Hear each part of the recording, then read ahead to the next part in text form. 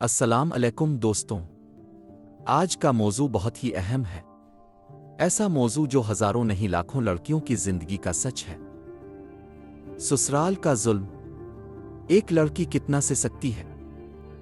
ये सिर्फ एक वीडियो नहीं, ये इन आंसुओं की कहानी है जो चुपचाप गिरते हैं। इन जख्मों की कहानी जो कोई नहीं देखता, और उन जज्बातों का दर्द जो सिर्फ वो लड़की महसूस करती है जो इस जुल्म का सामना करती है।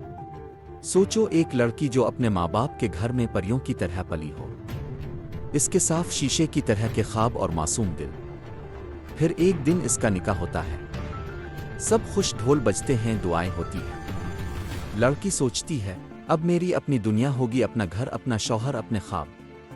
लेकिन कभी कभी जिंदगी ख्वाबों से बहुत अलग होती है। ससुराल आते ही प्यार की जगह तनकीद, इज्जत की जगह जलील करने वाले लफ्ज़ और मोहब्बत की जगह नफरत मिलती है।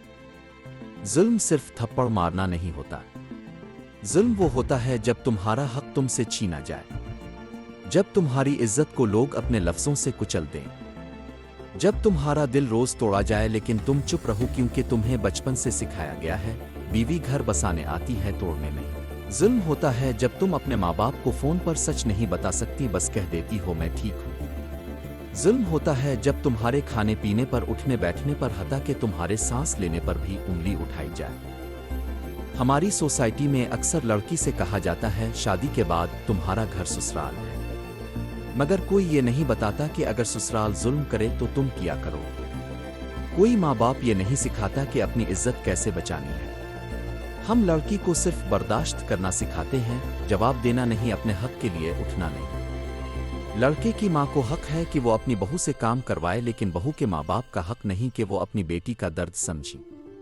और जब लड़की बोले आ अपने हक की बात करे तो लेबल लग जाता है बदतमीज, घर तोड़ने वाली, बदजुबान। आयशा नाम की एक लड़की थी, पढ़ लिख कर BA तक पहुंची। ख्वाब था कि शौहर का साथ देगी, एक अच्छा घर बसाएगी। शादी हुई, पहले 2 हफ्ते सब अच्छा था, फिर असली चेहरा सामने आया। सास रोज तंग करती, तुम्हें काम करना नहीं आता, तुम्हें बर्तन धोने नहीं आते, तुम्हारे माँ बाप ने तमीज नहीं सिखाई। नंद हर बात में ताना मारती, शौहर चुप रहता। एक दिन इसका दिल इतना भर गया कि रात को छप कर रोती रही, लेकिन सुबह उठकर फिर से अपने चेहरे पर मुस्कान लाई। क्यों? क्योंकि सोसाइटी ने सिखाया था कि लड़की के आंसू छुपाने चाहिए।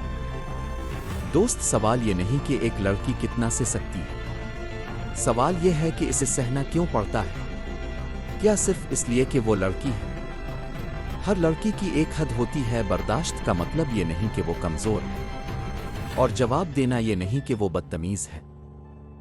अगर तुम शौहर हो तो याद रखो तुम्हारी बीवी तुम्हारी जिम्मेदारी है। वो अपना सब कुछ छोड़ के तुम्हारे घर आई है। इसका दुख, इसकी इज्जत, इसकी खुशी तुम्हारे हाथ में है। अपने माँ बाप की इज्जत करो, लेकिन बीवी के जज्बात का भी ख्याल रखो। अगर तुम सास हो, नंद हो, तो याद रखो तुम भी कभी किसी की बेटी थी। अपनी बहू के साथ वैसा ही सलूक करो जैसा तुम अपनी बेटी के लिए चाहोगी। अगर तुम जुल्म का सामना कर रही हो तो पहला कदम यह है कि खुद को समझो। तुम कमजोर नहीं हो, तुम्हारे पास आवाज है, तुम हक पर हो। जुल्म सहने की तुम्हें मजहब भी इजाजत नहीं देता। अपने माँ बाप को सच बताओ, अपनी हिफाजत को तरजीह दो, और कभी अपनी इज्जत का समझौता मत करो। दोस्तों, जुल्म सहने वाली लड़की की कहानी कभी आसान नहीं होती, लेकिन याद रखो जिंदगी एक ही दफा मिलती है, और कोई भी रिश्ता तुम्हारी सेल्फ रिस्पेक्ट से बड़ा नहीं होता। आज से अगर तुम किसी को जुल्म करते देखो तो चुप मत रहो, और अगर तुम खुद जुल्म का शिकार हो तो आवाज उठाओ। ये सिर्फ एक वीडियो नहीं, ये आवाज है उन सब लड़कियों की जो चुप हैं। अपने हक के लिए आवाज उठाओ, अपनी इज्जत नफस पर समझौता मत करो। अल्लाह तुम्हारा हामी व नासिर हो।